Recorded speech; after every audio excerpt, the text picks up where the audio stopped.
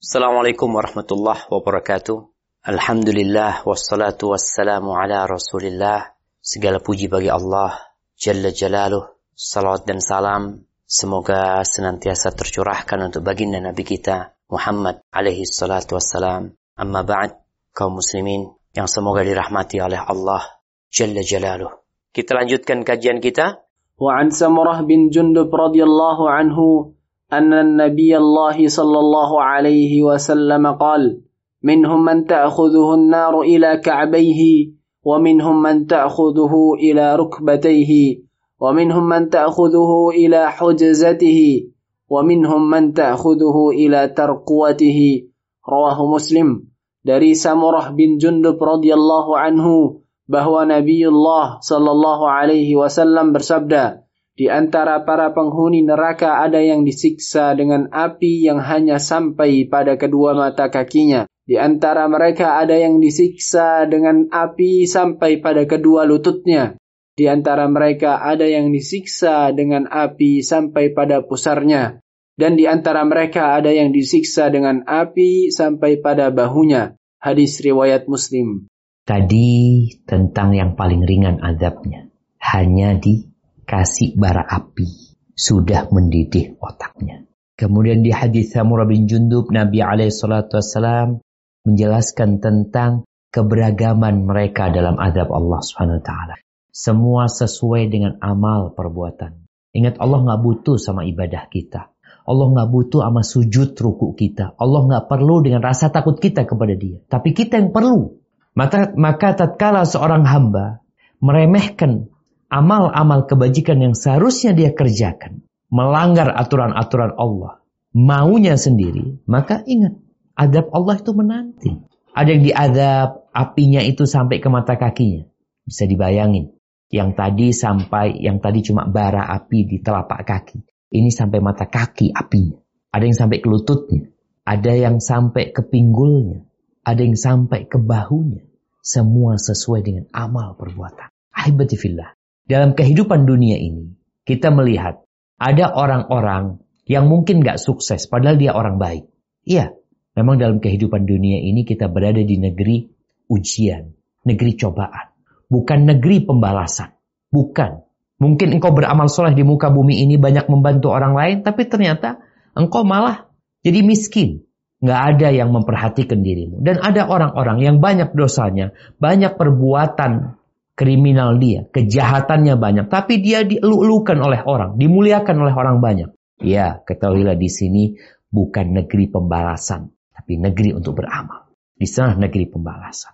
Maka Allah sebutkan bagaimana kondisi azab mereka. Coba kita lihat firman Allah di surat Al-Hajj ayat 19-21. هذان خصمان اختصموا في ربهم فالذين كفروا قطعت لهم ثياب من نار يصب من فوق رؤوسهم الحميم يصهر به ما في بطونهم والجلود ولهم مقامع من حديد. Inilah dua golongan, yaitu golongan mukmin dan kafir yang bertengkar. Mereka bertengkar mengenai Tuhan mereka.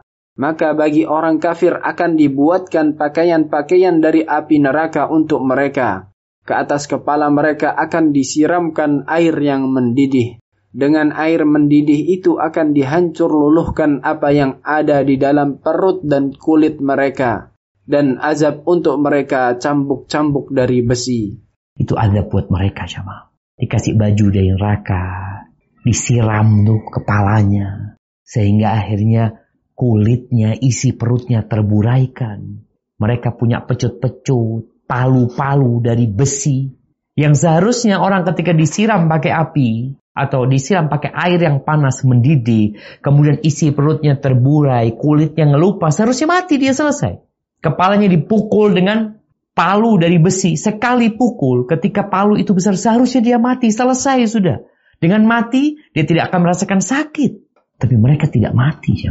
Allah sebutin di surat Fatir, ayat 36. والذين كفروا لهم نار جهنم لا يقضى عليهم فيموتوا ولا يخفف عنهم من عذابها كذلك نجزي كل كفور. Dan orang-orang kafir bagi mereka neraka Jahannam. Mereka tidak dibinasakan sehingga mereka mati, dan tidak pula diringankan dari mereka azabnya. Demikianlah kami membalas setiap orang yang sangat kafir. Kita lihat bagaimana Allah menyebutkan mereka nggak mati, tidak diringankan azab buat mereka, terus akan dilakukan siksa itu buat mereka. Dan kita tahu masuk neraka itu kadang-kala dengan satu kata orang bisa masuk neraka. Orang bisa masuk neraka gara-gara satu perbuatan. Ada seorang wanita yang masuk neraka gara-gara kucing. Kucing ya, Ma. Dakhalat imra'atun an-nara fi hirrah. Masuk neraka gara-gara kucing. Yang dia kurung, gak dikasih makan. Gak dilepas untuk makan di tempat lain. Maka kita perlu berhati-hati tatkala tahu tentang dahsyatnya api neraka. Dan ternyata ada amalan-amalan yang mengantarkan ke neraka. Dalam pandangan kita amalan itu remeh.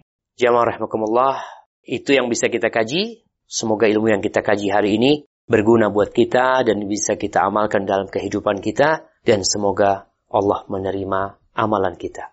Sampai berjumpa kembali. Barakallahu fiik. Wassalamualaikum warahmatullahi wabarakatuh.